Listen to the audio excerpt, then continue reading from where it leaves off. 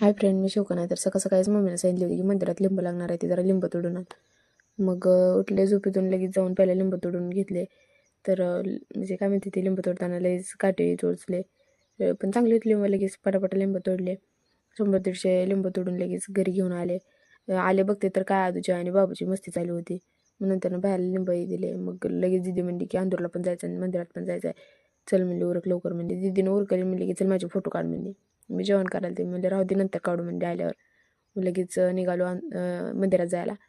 लगेच पेट्रोल हे टाकून घेतलं. मग टाकल्याच्यानंतर ना देवळात आलो. देवळात आल्यावर पहिला बाबूला दिलो मम्मीकडे. मग जाऊन पहिला पाया पडून आलो. पाया पडून आल्यावर आदूची आणि देऊची इकडं रडारडी चालूच होती. मला JCB पाहिजे म्हणते, एक जण ट्रॅक्टर पाहिजे म्हणते, तर एक जण डंपर पाहिजे म्हणते, 2-2 पाहिजे म्हणत होते. मग दोघाला पण सेम सेमच JCB घेऊन दिल्यावर लगेच निघालो अंदूरला जायला. बसलो गाडीत. तर त्यांचं काय कलकल चालूच होतं, माझी JCB आहे, माझी JCB आहे. पण आमचा बाबूला शांत बसलं होतं समोर, कारण ते माझ्यापाशी होतं. मग नंतर ना निघालो अंदूरला यायला. गाणे चालूच होते, आदूची डिओची डान्स काय चालूच होता. मागं दिदीला नुसतं चिरडून सोडले होते.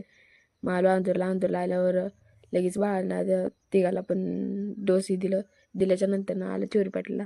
मग तिथून काहीतरी घ्यायचं होतं, मग ते नव्हतं म्हणून चला म्हणलं तसंच. मग नंतर ना कुरकुरे लईच आदूही नाचत होता म्हणून का नाही कुरकुरे घेतलं त्यांना. घेतल्याच्या नंतर दीदी म्हणली की सकाळी काढले नाहीच फोटो, काढ आता.